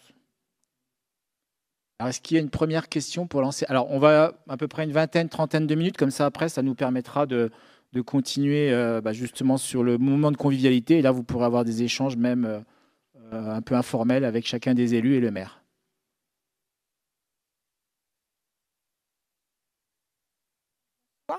Qu'est-ce qu'il en est du projet pour Lidl? Parlez dans le micro, parlez dans le micro. Pardon. Qu'est-ce qu'il en est du projet pour Lidl? Je me tourne vers qui, là, le maire? Alors, la marque Lidl avait acheté le terrain et on a travaillé avec eux pour voir un projet qui pouvait s'inscrire tout particulièrement dans ce secteur qui est particulièrement encadré. En urbanisme, dans ce secteur, on ne peut pas faire n'importe quoi et il fallait évidemment respecter de très nombreuses règles. Et puis la marque Lidl s'est rendue compte qu'elle n'était pas capable de construire un magasin tel qu'il pouvait s'inscrire dans cet endroit. Donc, tout simplement, ils se sont retirés du projet et revendent leur foncier à un aménageur. Aménageur classique, donc là pour l'instant, tout est en négociation et ce n'est pas du tout terminé. Et de ce fait, on reviendra à de la résidence, à du logement, l'appartement et à du commerce de proximité au rez-de-chaussée. Comme ça avait été prévu tout au départ dans ces plans masse qui sont des plans très particuliers en urbanisme. Une autre question? En haut, là, je ne vois pas très bien, en fait. Oui.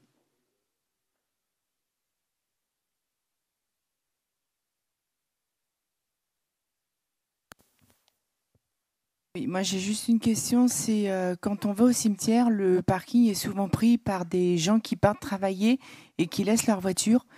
Et en journée, on n'a quasiment plus de place pour se garer. Est-ce que ça ne serait pas possible de faire quelque chose?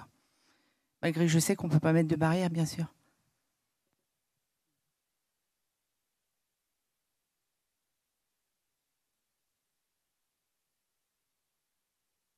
Effectivement, là, on est sur du domaine public, donc avec du stationnement, mais à la journée, donc légalement, ils peuvent le faire. Comme je le disais tout à l'heure, on travaille effectivement sur tout ce qui est problématique de déplacement à l'est, mais pas que les déplacements automobiles et pas que la seule traversée de la 347 pour rejoindre Beaufort à Angers. Donc il y a des aires de covoiturage qui sont à l'étude aussi, il y a des lignes de covoiturage qui ont été réfléchis par le département et Angers-Loire Métropole. Donc il y a pas mal de sujets qui sont travaillés en parallèle. Et effectivement, c'est peut-être pas le meilleur endroit. J'avoue que moi, j'avais pas forcément constaté, mais j'y passe pas tous les jours, que le cimetière, enfin que ce parking-là était plein. Je voyais 4-5 voitures, mais de là à dire qu'il n'y avait plus de place du tout, j'en étais pas forcément à ce constat-là. Et après, ça reste effectivement du domaine public. S'il y a vraiment des contraintes de stationnement, on réfléchira à d'autres solutions. Après, à certains endroits, même si on n'est pas fan de mettre ça, on met des zones bleues qui réglementent le temps de stationnement si vraiment ça devient contraignant. C'est en toute honnêteté la première fois que j'ai ce retour d'un parking plein et qui empêche ce stationnement au niveau du cimetière. Une autre question au-dessus, a priori.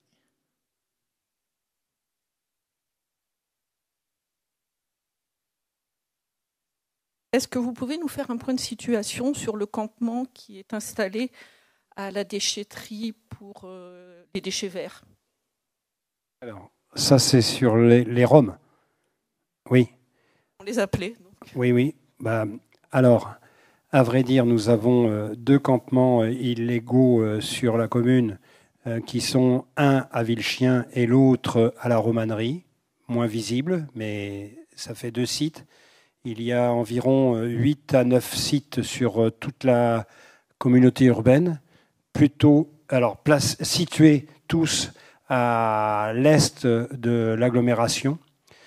Alors là, je pourrais y passer de très nombreuses minutes, voire des heures. On travaille en permanence avec Angers-Loire Métropole, la préfecture et différentes associations pour voir un peu l'amélioration de ce sujet et de la situation de cette population. Quand je dis ça, évidemment, ce n'est pas forcément du goût de tout le monde. Évidemment, il y a une population qui ne vit pas comme nous. Et par contre, à savoir, ce sont des gens qui viennent surtout de Roumanie et qui sont donc européens et qui ont le droit de travailler. Et c'est le cas. Ils travaillent surtout dans nos exploitations agricoles, donc en maraîchage, en viticulture et en horticulture. Donc là, il y a vraiment une prise de conscience des services de l'État. Et la préfecture, pas plus tard que tout à l'heure, j'étais avec Madame Rimbaud à la préfecture pour un COPIL, donc, où étaient réunis, bien sûr, les services de la préfecture, le préfet, le département, les communes concernées et les différentes autres associations et aussi la Chambre d'agriculture.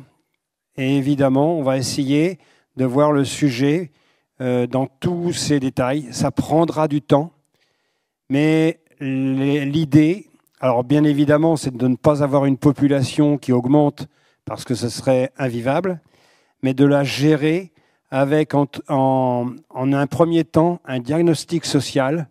Ce diagnostic permettra de voir un petit peu famille par famille, personne par personne parfois, voir un peu ce qu'il en est et de voir un peu comment on peut gérer leur situation. Alors au niveau hygiène, au niveau salubrité, au niveau sécurité, évidemment, ça ne fonctionne pas et il faut que l'on arrive à avoir des choses beaucoup plus intéressantes. Le site de Villechien est pas du tout sécurisant puisqu'il y a évidemment énormément de concitoyens qui vont à la déchetterie. Donc là, il y a un sujet de sécurité. Si bien sûr, on prenait la décision d'évacuer ce campement, la résorption, elle est possible, puisque nous avons demandé légalement sa résorption. Et le problème, c'est où on va les retrouver si on les pousse, si on les dégage de ce campement. Donc il est plus intéressant de travailler avec donc les exploitants agricoles, avec les associations. L'AIH, c'est Anjou Insertion Habitat, qui s'occupe de ces cas tout particuliers. Là, il y a une expérience qui a été faite sur Angers, à Nozay. Donc, pour situer l'endroit, c'était beaucoup plus important que celui de Villechien. C'est à côté de Carrefour, Carrefour Saint-Serge. Je ne sais pas si vous voyez l'endroit. Là, juste en face de l'enseigne Feu Vert, il y avait un campement énorme qui a été résorbé là et qui a été donc détruit. Et juste en face, nous sommes allés le visiter, il y a un petit village qui a été construit avec des mobil-homes et une douzaine de familles. Alors, je crois qu'ils sont 7 familles pour l'instant. Ouais, alors, oui, pas 20, une petite vingtaine de mobil-homes qui va donc accueillir des familles qui donc rentrent dans cette démarche de se sédentariser mieux que d'être dans des campements, dans des bidonvilles. Mais bien évidemment, on ne peut pas accepter la situation actuelle des bidonvilles. Déjà, d'une façon humaniste, humaine, c'est pas possible. On a eu des cas tout particuliers, même des cas d'hépatite à la Romannerie. Donc il y a forcément ce côté humain à gérer, le côté travail à gérer et le côté logement. Évidemment, c'est très long dans le temps. Ça peut paraître pour certains quelque chose d'inacceptable. C'est inacceptable et il faut forcément améliorer la situation. Mais a été pris le parti pris donc de voir avec Angéloire Métropole, et là il y a des services importants qui gèrent la situation, et avec la préfecture, donc de faire cette situation de diagnostic social et de voir ensuite comment on peut les insérer dans la vie quotidienne et dans la vie ordinaire que l'on peut mener. Voilà, je ne sais pas si ça répond au questionnement, mais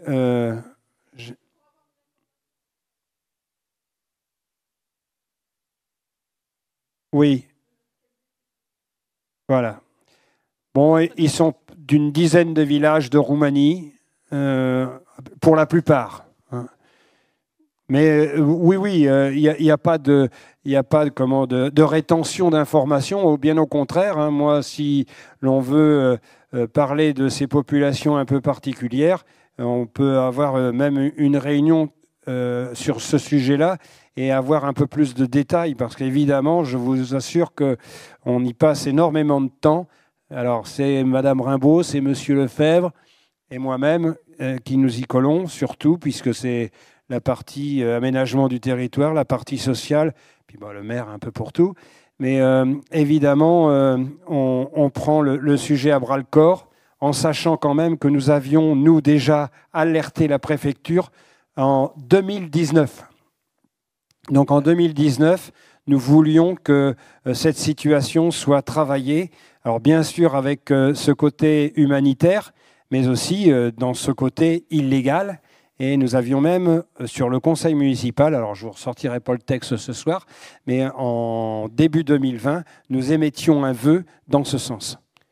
Excusez-moi, ceux qui sont sur le lotissement de la Raillerie, est-ce qu'ils viennent de Roumanie? Alors, c'est justement, ça mériterait une réunion d'information pour une bonne raison, c'est que ce ne sont pas des Roms, ce sont des gens du voyage. D'abord, vous pouvez voir le confort de leur caravane n'est pas du tout le même. Alors,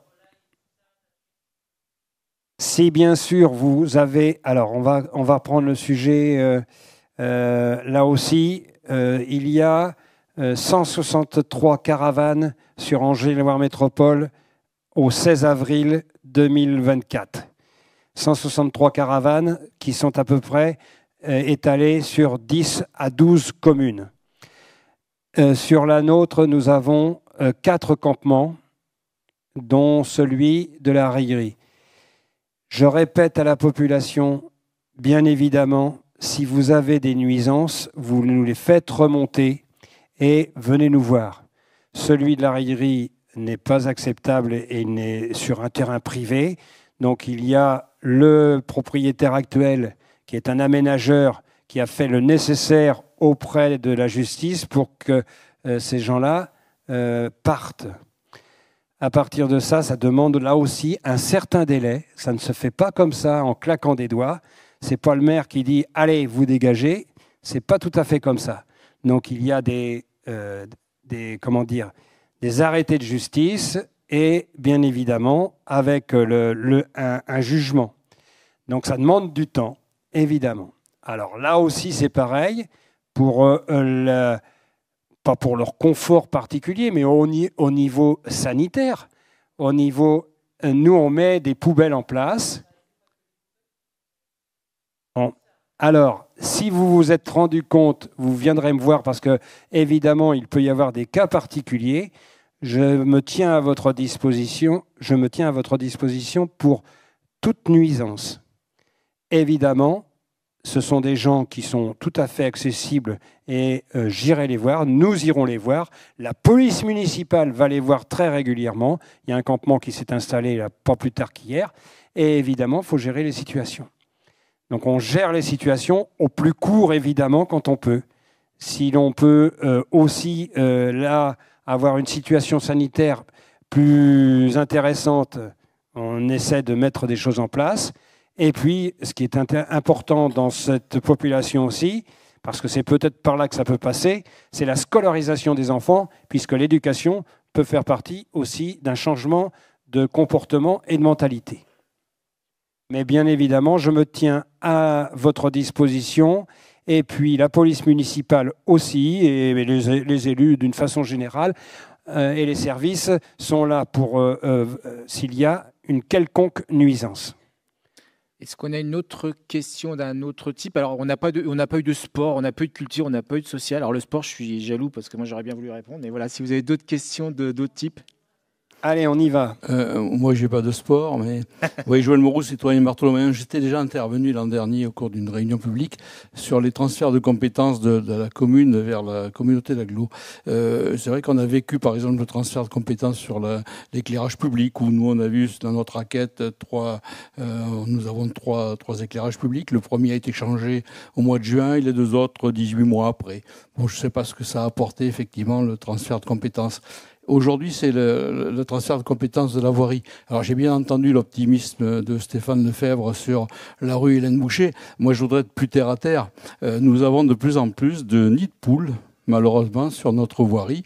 J'ai un exemple qui se situe rue Joliot, sur le petit giratoire de la rue Joliot-Curie et de la rue des Ardoises, où un magnifique nid de poule de 30 à 40 cm de diamètre et de 10 cm de profondeur fait le bonheur de tous les automobilistes qui passent par là.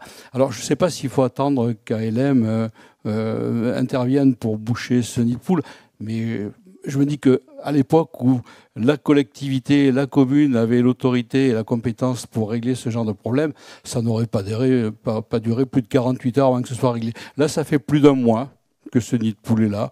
Et puis, je pense qu'il y en a d'autres. J'ai pas fait le tour de la commune pour faire l'inventaire. Quelque part, je me dis que ce transfert de compétences, non seulement il nous coûte financièrement, nous, citoyens, mais il nous coûte aussi au quotidien parce que le service n'est plus là, quoi. Il n'y a plus le service public que nous avions à l'époque où la collectivité avait la compétence. Oui, je vais quand même confirmer mon optimisme. Pardon, oui, non, faut rester optimiste. Non, alors effectivement, je suis pas sûr que la commune faisait mieux ou moins bien qu'Angéloire Métropole aujourd'hui. Là, je pense qu'on est sur un problème de communication et de remontée d'informations, parce qu'en toute honnêteté, quand on fait remonter des choses au service d'Angéloire Métropole, ils ont une réactivité relativement importante pour intervenir. Après, tout ce qui est intervention de première urgence, c'est resté de la responsabilité du pouvoir de police du maire. Donc effectivement, s'il y a des choses, la commune a encore la possibilité d'intervenir. Et là, je pense qu'on est dans l'ère du numérique, dans l'ère de la facilité où ça communique bien. Mais malgré tout, il y a toujours ces soucis de la communication. C'est l'art de la répétition, c'est des petits quelque chose. Ce trou-là, si ça fait un mois qu'il a été signalé, je pense qu'il y a un souci quelque part. Parce que la commune en elle-même a encore la compétence, s'il y a un réel danger à l'usager, d'intervenir et de se substituer à Angéloire Métropole. Et Angéloire Métropole, en toute honnêteté, ils peuvent être longs sur certains dossiers, beaucoup plus compliqués que la commune aussi sur la manière de voir, parce qu'ils ont une vision qui est celle maintenant de 29 communes. Donc ils ont la réflexion d'Angers, mais ils ont la réflexion aussi de BUAR. Et les communes n'envisagent pas la même chose. Mais sur ces problématiques-là, ils se sont structurés un petit peu comme les plus grosses collectivités, comme le département, avec des secteurs. Enfin, au département, il y a des agences territoriales. Sur l'agglo, c'est des secteurs. Et sur le secteur dont on dépend, en toute honnêteté, il y a une très bonne organisation. Donc moi, je reste optimiste et je pense que là, effectivement, je vais le noter, et que c'est vraiment un problème de transfert d'informations, tout simplement, entre guillemets, et sans être péjoratif avec ce tout simplement. Une autre question ? Oui, concernant le complexe de la Cressonnière, est-ce que vous pouvez préciser le planning des travaux et la poursuite des activités pendant les travaux? Je suis content, c'est pour moi là. Alors, le planning des travaux, en fait, ça va commencer à peu près sur la fin d'année. Donc, on va être à peu près sur 1 an et demi, 2 ans. Donc, en fait, on a pris le parti de faire ça par phase de travaux. On aurait pu décider, en fait, de dire à toutes les associations, vous quittez les lieux et on fait ça d'une traite, sauf que c'était plus d'1 an. Vous imaginez bien que si on fait ça, en fait, les associations n'existent plus. Donc, on a décidé de faire ça par phase. Donc, ça va durer 2 ans. L'idée, c'est de commencer par le hall. Donc, au niveau du hall, on va tout refaire. Ensuite, on passera sur la partie gymnastique. Ensuite, on passera sur la salle multi-activité et on finira après sur tout ce qui est toiture de la salle de convivialité et de la salle culture. Et en fait, le gros du travail, et là, c'est les services qui sont à l'œuvre sur ça, c'est durant ces phases-là de voir comment est-ce qu'on délocalise en fait les activités concernées pendant la phase où ils sont en travaux dans leur partie, pour qu'elles continuent à pouvoir continuer à pratiquer, même si, et c'est le message qu'on leur a passé, ça sera sûrement dégradé par rapport à ce qu'ils pouvaient connaître. Mais c'est comme tout, quand vous refaites des travaux aussi chez vous, à un moment donné, vous êtes obligé de vivre un peu dans une situation un peu dégradée pour après avoir une villa de luxe, parce que ce sera une villa de luxe après. Voilà. Oui. Bon, Daniel Malandin, ça concerne les panneaux de signalisation. Alors, je ne sais pas si vous avez remarqué, mais il y en a qui sont sales, il y en a qui sont cassés, et on ne voit plus rien du tout. Et pourquoi, concernant la déchetterie de Vilchien, cela a été supprimé sur les panneaux? Alors, sur la déchetterie de Vilchien, il y a eu un choix qui a été d'orienter les usagers par la rue du 8 mai plutôt que par la rue de la Paprie, si c'est ce panneau-là qui a été supprimé. De manière plus globale, il y a une réflexion qui est en cours pour remplacer tous les panneaux de police, je crois que j'ai directionnels, on va dire, les panneaux principaux, puisque tout ce qui est information locale, c'est resté à la commune, mais les panneaux principaux ont été aussi, comme la voirie, transférés en Angers-Loire Métropole, et donc petit à petit, ils remplacent, et la commune de Saint-Barthélemy devrait être concernée, là, dans le courant de cette année ou début d'année prochaine, par le remplacement des panneaux. Voilà, donc ça vient petit à petit, comme je le disais, ça s'est mis en place au 1er janvier 2022, et tout n'est pas parfait, loin de là, mais ça œuvre dans le bon sens. Encore peut-être quelques questions pour qu'on puisse passer... Oula, j'en ai plus que quelques là. Allez-y. Oui, donc par rapport aux gens du voyage, donc il y a eu une nouvelle intrusion cette nuit de 14 caravanes sur le parking public derrière le stade de foot. Donc j'ai vu monsieur le maire ce matin très rapidement. Bon, c'est la 3e intrusion depuis septembre 2022 et la dernière datait du mois de novembre 2023 avec des gens du voyage qui ont été là pendant 5 mois.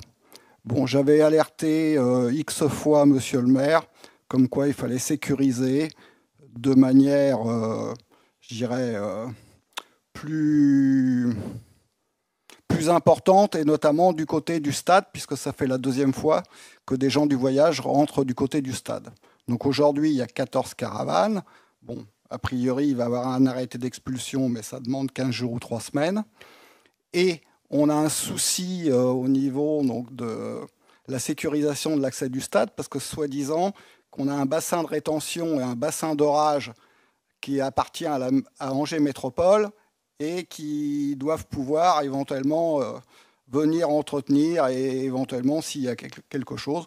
Bon, moi, ça fait 14 ans que je suis là, j'ai jamais vu un problème avec le bassin d'orage. Et a priori, puisqu'on parle de biodiversité, s'ils ont besoin de tondre une fois par an, ça me paraît suffisant. Donc aujourd'hui, une fois que les gens du voyage vont être expulsés, qu'est-ce qui va être mis en place de manière durable et sécurisée dans le temps par la ville de Saint-Barthélemy d'Angers et en concertation avec Angers-Loire Métropole par rapport à ce bassin de rétention, parce qu'il faut absolument qu'on puisse sécuriser ce parking du côté de l'accès du stade. Nous sommes riverains juste en face.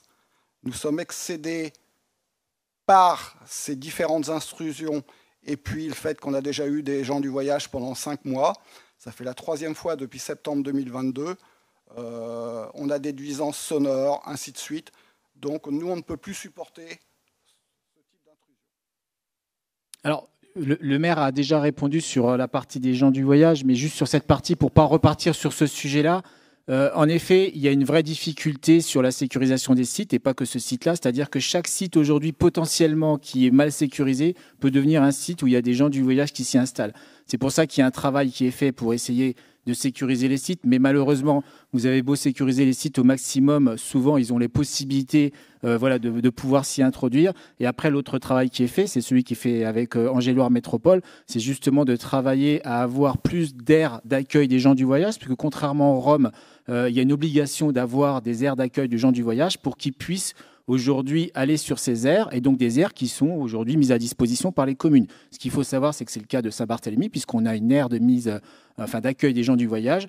Ce n'est pas forcément le cas de toutes les communes, donc il faut qu'il y ait un vrai travail qui soit fait là-dessus, puisque, comme le disait le maire, il y a plus de, aujourd'hui, 160 caravanes qui, globalement, ne trouvent pas de place puisqu'il n'y a pas d'aire d'accueil. Donc il y a ces deux aspects à travailler. Après, il est vrai que sur les parties à protéger, c'est au cas par cas.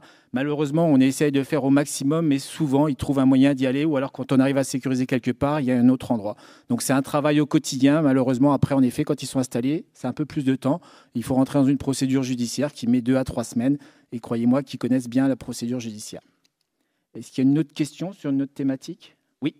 Moi, je voulais revenir sur le site des Ardoises, la salle de sport des Ardoises. Donc la question elle est plus pour vous. Je voulais d'abord positiver parce qu'effectivement, les enfants vous remercient d'avoir mis des abris à vélo. Ça, c'était quelque chose qui était demandé depuis pas mal d'années. Donc ça, c'était plutôt très chouette. Et puis, je voulais en profiter pour savoir quand est-ce que le Pôle House, le petit coin réception de la salle des Ardoises, qui doit avoir maintenant, je ne compte plus les années, va être refait. Parce qu'il s'est apparu dans le journal de Saint-Barth, mais on voit pas forcément la différence. Et c'est vrai que sur les tables de goûter, quand l'eau elle coule, c'est quand même pas top, quoi. Alors, je vais vous faire plaisir, ça va vite arriver. Alors en fait, c'est long parce que si vous voulez, il y a des travaux globaux qui sont envisagés sur le Clubhouse. Donc, ce sujet a été travaillé avec le club de basket pour recueillir leurs besoins. Mais en même temps, on doit aussi sécuriser tout ce qui est locaux, d'électricité et aussi tout ce qui est lié à des portes de sécurité. Donc, en fait, un marché global, ce qu'on appelle un marché global, a été fait pour faire intervenir une entreprise qui s'occupe de tout. Sauf que là, les montants sont un peu plus conséquents et nécessitent justement d'avoir des procédures un peu plus longues pour faire les appels d'offres et tout. Alors, je ne sais pas s'il y a un appel d'offres, mais en tout cas pour avoir les bonnes personnes qui vont intervenir. Donc normalement, voilà, sur le mois de juin, je crois que c'est en été, voilà, que c'est prévu, si je ne dis pas de bêtises, les travaux vont être faits sur l'été par rapport à ça. Mais c'est prévu sur le budget, donc ça veut dire que ça sera fait cette année.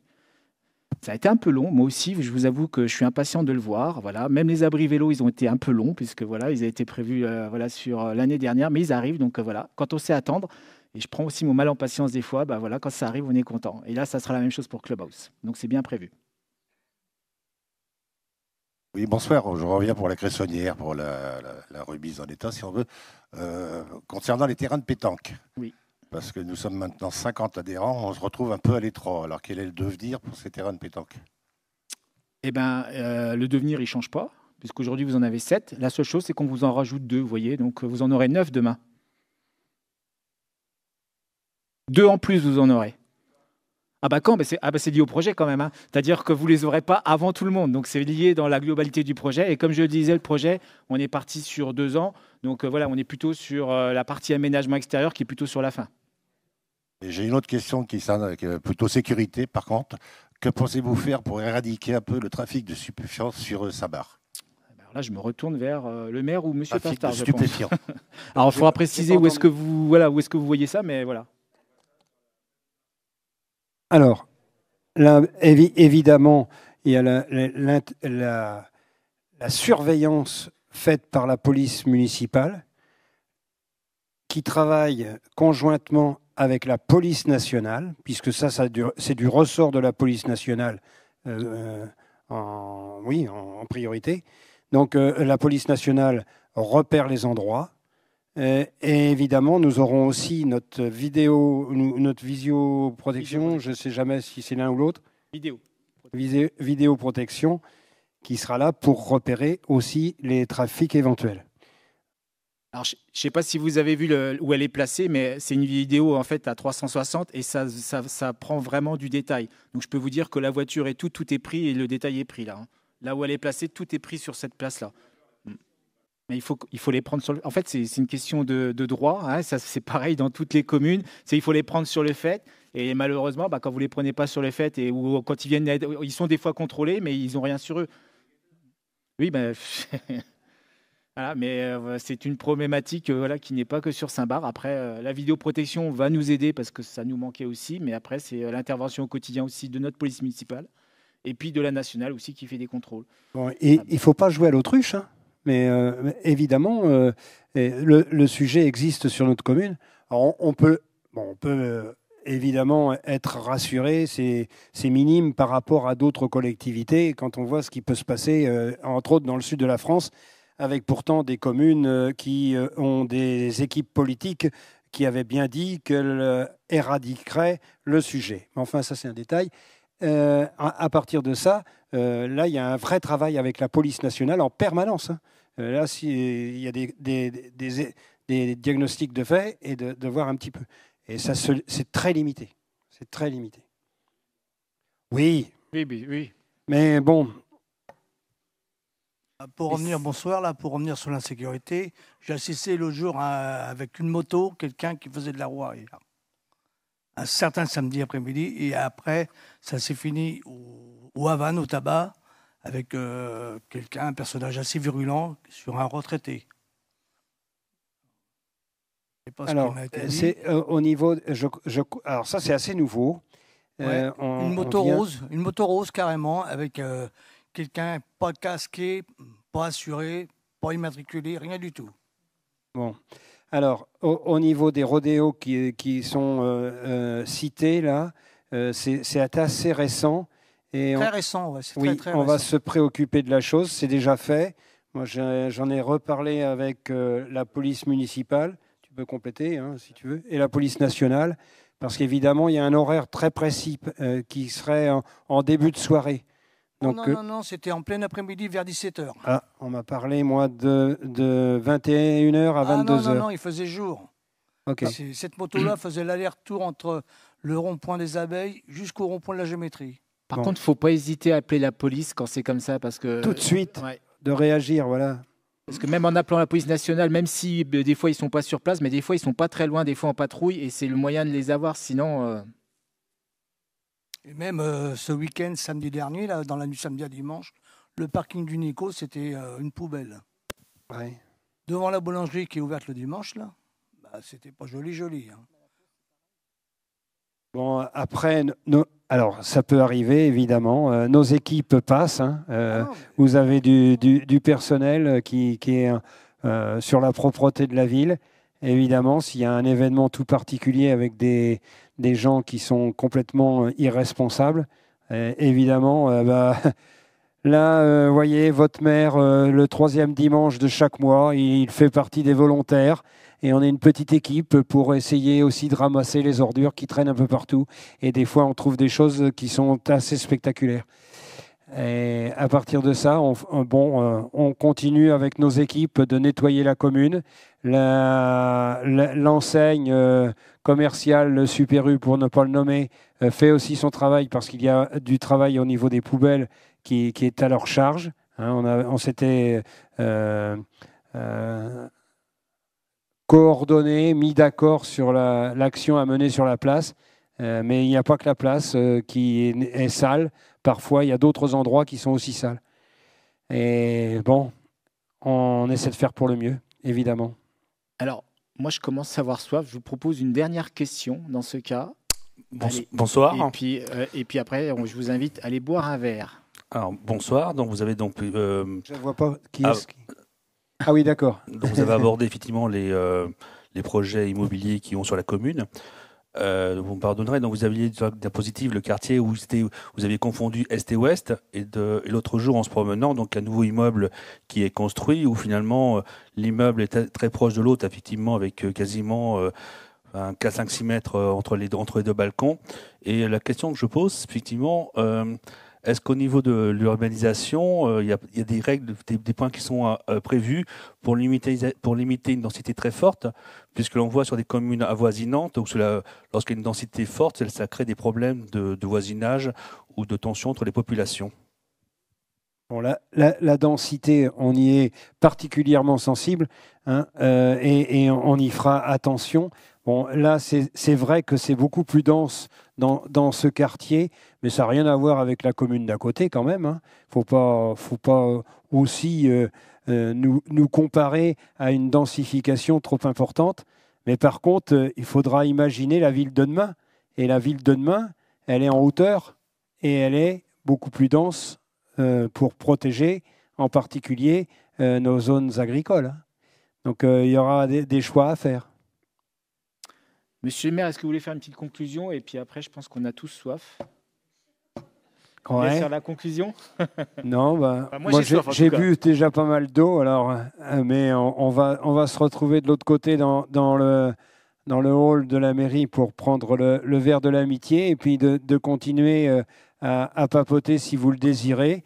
Il y a bien sûrement des sujets qui n'ont pas pu être abordés dans le questionnement là, et vous avez toute l'équipe à votre disposition.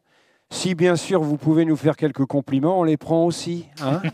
Voilà, ça peut nous aider parce qu'avoir un petit peu d'optimisme et d'encouragement, ça ferait pas de mal. Vous voyez ce que je veux dire? Merci à tous.